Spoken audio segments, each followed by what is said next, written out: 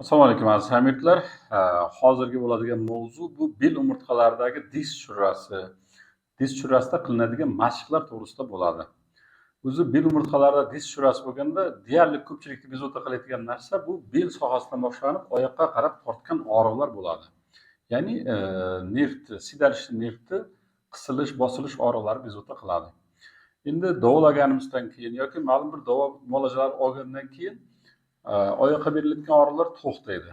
Shu vaqtda ko'pchilikda savollar paydo bo'ladi. Qanaqa mashq qilsam men uchun xavfsiz? Mashqlarni qanday boshlashim kerak degan savollar paydo bo'ladi.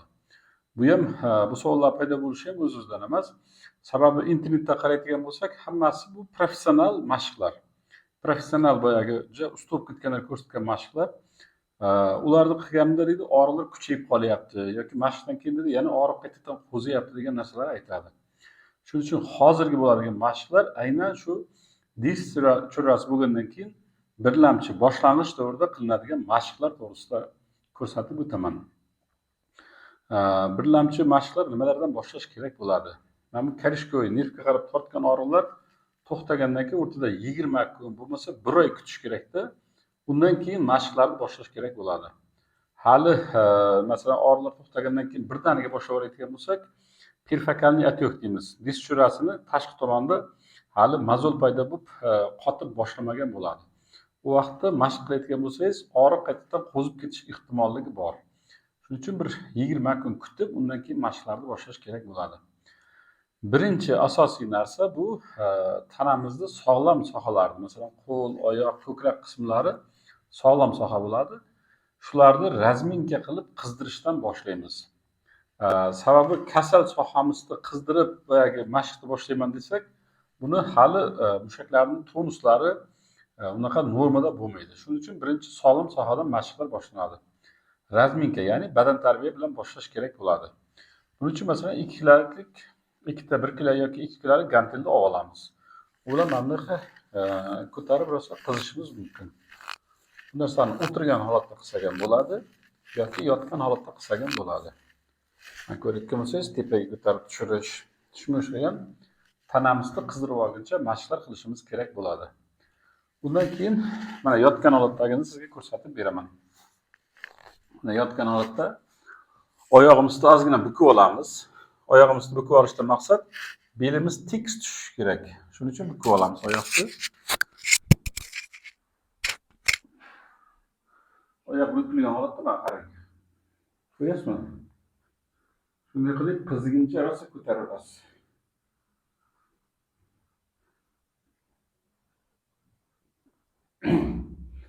Bu mashqlarni qilganimizda yurak urishlar tezlashadi, qon aylanishlar yaxshilanadi, mushaklarimiz tonuslari oshadi. Ya'ni tanamizni qizdirib boshlaymiz. Ko'rib turganingizda bir tekisda shu narsalarni masalan bajarasiz. 30 ta, 40 ta, 50 ta to tanangiz qiziguncha qilinadigan mashqlar mana. 2-15 ga tashlaysiz, ko'tarasiz.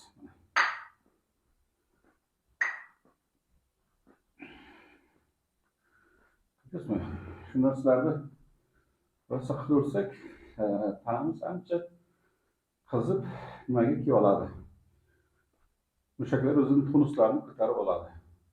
Yoki bunaqa aylanma harakatlar yotgan holatda qilaverasiz.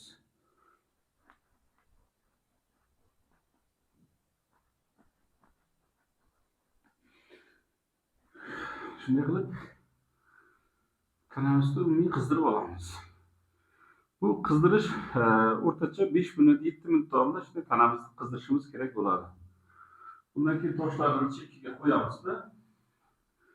Bundan keyin belimiz uchun kerak bo'ladigan mashqlarga o'tib boshlaymiz. Eng birinchi qiladigan narsamiz ikkala oyoqni barobar uzatamiz. Mana oyoqlar uzatilgan holatda. Endi oyoqning navbati bilan pastga mana bu oyoq kaftini bosamiz mana. Bunisini pastga bosamiz, bunisini o'zimizga tortamiz. Mana. Buni sekin-sekin bajarish kerak. Mana. O'rtacha 20 ta har bir oyoq uchun. Mana sanaydigan bo'lsak, qarang mana. 1 2 3 4. Shunday qilib 20 taga olib boramiz bu mashqlarni. Eng birinchi qilinadigan mashqlarimiz. Ikkinchi mashqlar yotgan joyimizda oyoqni aylanma harakatlari. Ya'ni oyoq mushaklarini, bel mushaklarini qizdirib olyapmiz mana. Shunday aylanma harakatlarni bajaramiz. Tashqariga aylantiramiz mana. Ko'rib turganingizdek, tashqariga aylanma harakatlari. Ichkariga aylanma harakatlari. Shunday aylanma harakatlarni qilamiz. Undan keyin qilayotgan narsamiz 3-mashqimiz bu oyoqlarimizda tonuslarni oshirish kerak. Posizometrik relaksatsiya deydi, ya'ni mushaklar tonusini oshirishga harakat qilamiz. Oyoqni oxirigacha olib bordik. Olib borganimizdan keyin yana maksimal itarishga harakat qilamiz, pastga bosishga. Qo'yib yuborasiz. Yana olib bordik. Maksimal olib borgandan keyin yana pastga bosishga harakat qilamiz. Yana shuni ko'ryapsizmi? Qancha uzoq vaqt ushlab tura olsangiz, shuncha vaqt ushlab turish kerak bo'ladi mana. Shuni berganimizda mana boldir sohasida, mana dumba sohasida mushaklarning напряженияsi oshadi, ya'ni tonusi oshadi. Endi tonusi oshgandan keyin, напряжение berganimizdan keyin o'rtada 4-mashq ozgina razminka qilib qizdirib olishlik kerak bo'ladi. Masalan, bitta oyoqni o'zini mana ko'ryapsizmi? Shunday qilib oyog'imizni olib borib ketgan bo'lsak, bu qizishiga sababchi bo'ladi. Agar biz oldi gruppa mushaklarni qizdiramiz desak, mana oyoqni mana bunaqa aylantirib harakat qilishimiz kerak mana. Agar orqa gruppada mushaklar qizdiramiz desak, pastdan yuqoriga mana. Teskari harakatini qilamiz mana. Shunday qilasiz, bunisini qo'yasiz, mana keyin bunisini qilasiz mana. Ko'ryapsizmi? Oyoqni salgina razminka qilib qizdirib olishimiz kerak bo'ladi. Mana shu mashqlar qilamiz. Mana bunisini yana mana ko'ryapsizmi? Shunday holatda mashqlarni bajaramiz. Bu ozgina qizib olgandan keyin biz ozgina dam olamiz. Chunki hali yangi boshlayotgan bo'lganimiz uchun sal narsaga o'z mushaklar tonuslari oyoqlarda bo'shashish, kuchsizlanish sezsak, u vaqtda dam olishimiz kerak bo'ladi. Mana shu mana bukkan holatda mana yotayotgan bo'lsangiz, belingiz tekis turadi. Shu holatda mana diz jurasiga hech qanaqa nagruska bermaysiz. Shuning uchun mana shu holatda yotish kerak bo'ladi. Ozgina yotib dam olgandan keyin oyoqni tikka ko'tarish mashqlarini boshlaymiz. Agar og'riq berib turgan bo'lsa, mana bu oyoq bukkamizda bunisini mana tikka ko'tarishga harakat qilamiz. Ko'ryapsizmi? Shunday qilib tikka ko'tarasiz. Bitta oyoqni bir 10 tacha ko'targaningizdan keyin bunisini qo'yasiz, ikkinchisini mana.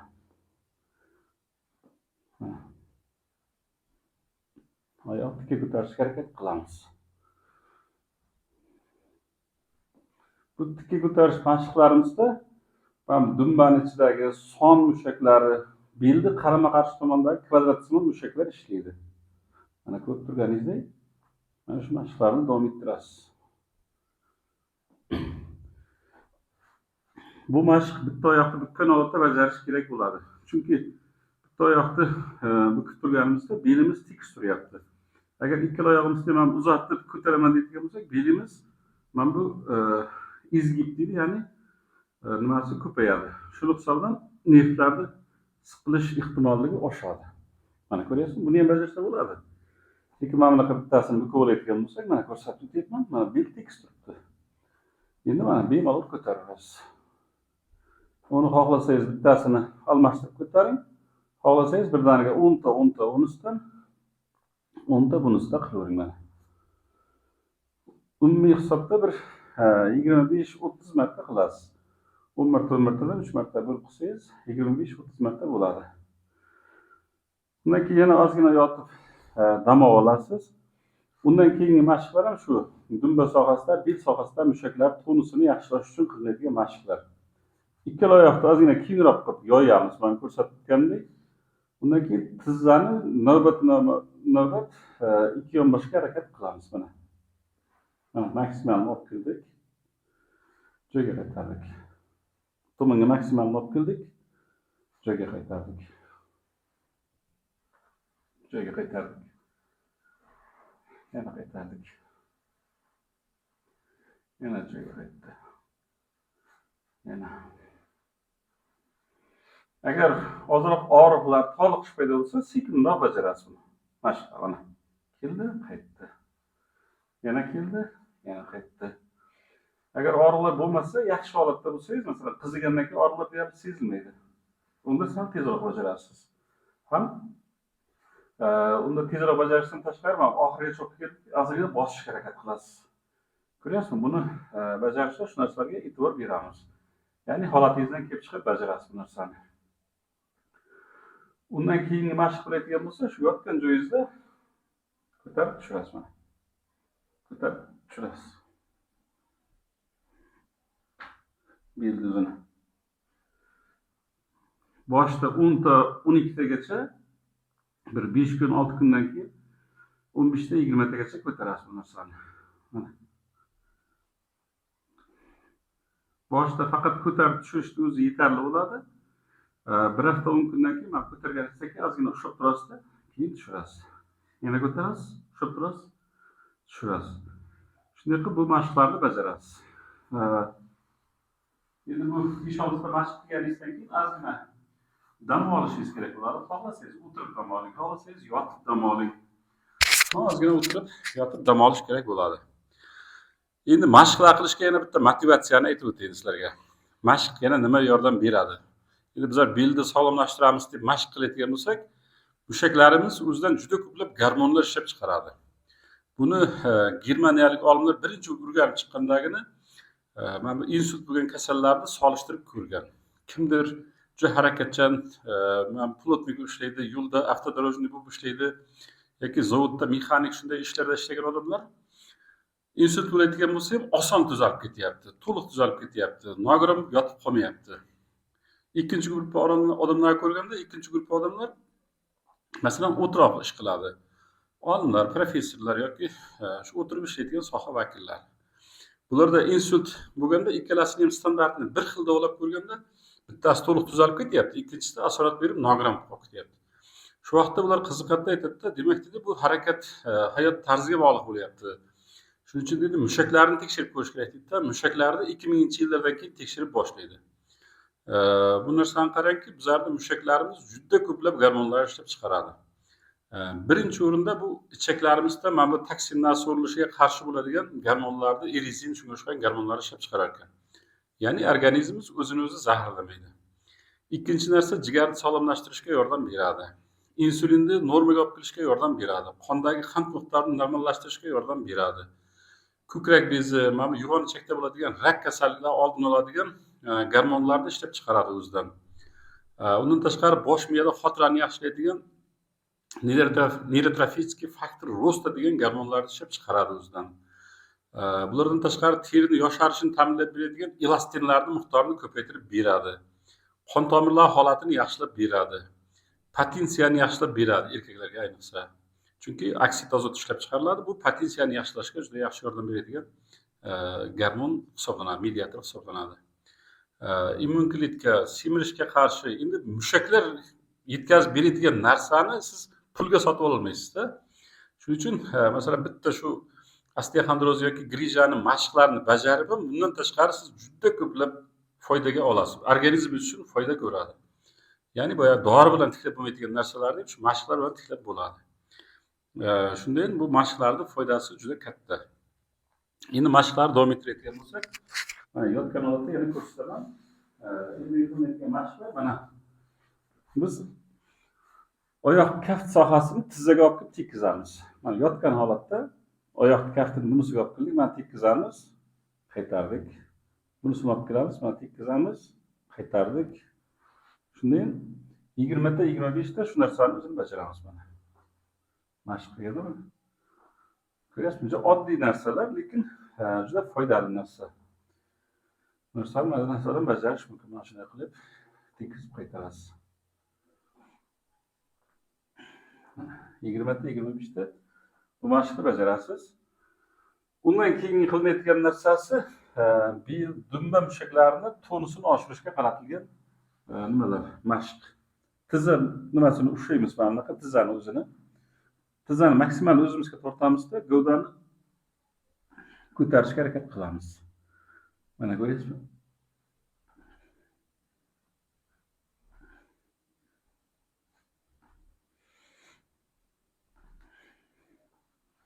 Bunisini ham xuddi shunaqa mana ushladik.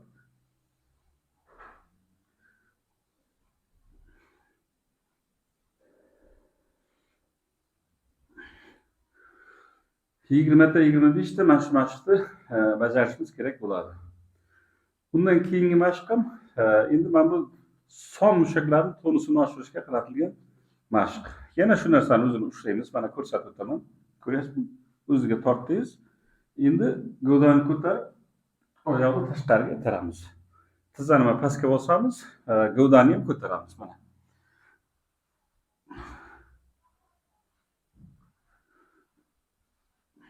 Kuchingiz boricha tortib, tizzani kuch bilan itarasiz. Ko'ryapsizmi mana?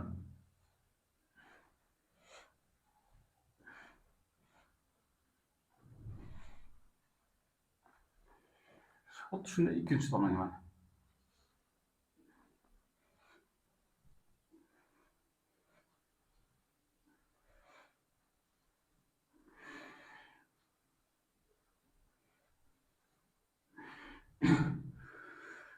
Mana shunday qilib, buni ham 20 tagacha qilamiz. Mana ko'rsatib o'tyapman. Birinchisida mana o'zimizga tortamiz. Mana bu dumba son mushaklarini bo'sh qo'yamiz. Oyoqni maksimal o'zimizga tortyapmiz.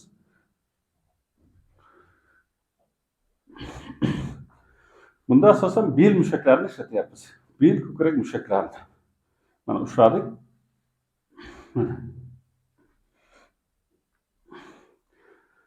Yoy bu bukilishga harakat qilamiz mana.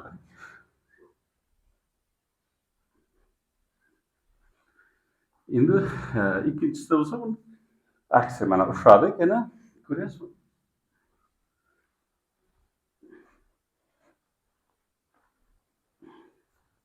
Bunisini shunday qilib ikkinchisida pastga bosishga harakat qilamiz. Bu ham mana bel, dumba, son mushaklarining tonuslarini yaxshilashga yordam beradi. Shu yerlarda qon aylanishini yaxshilab beradi. To'qima strukturalarini tiklashga yordam beradi. Ko'ryapsizmi? Bu mashqni bajaramiz. Undan keyin oxirgi mashqni ko'rsatib o'taman. Oxirgi mashqimiz mana oyoqni qo'ydik. Tizzani maksimal tashqariga itaramiz, tizzani o'zimizga tortamiz mana.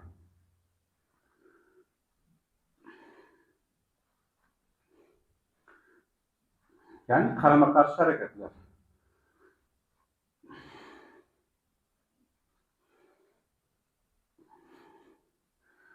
Bunisini almashtiramiz, bunisini ham xuddi shunaqa mana itarib turamiz.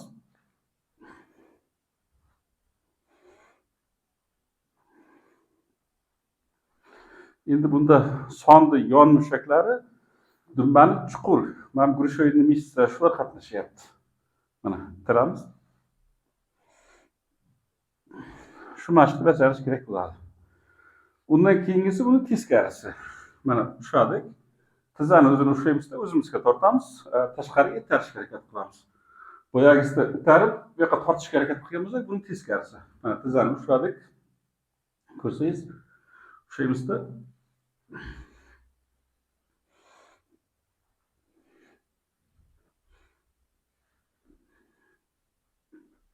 Shunday. Bunisini ham mana ushladik. Kuchingiz boricha tortishga harakat qilasiz. O'zingizga tortasiz, tizzani tashqariga itaryapsiz mana.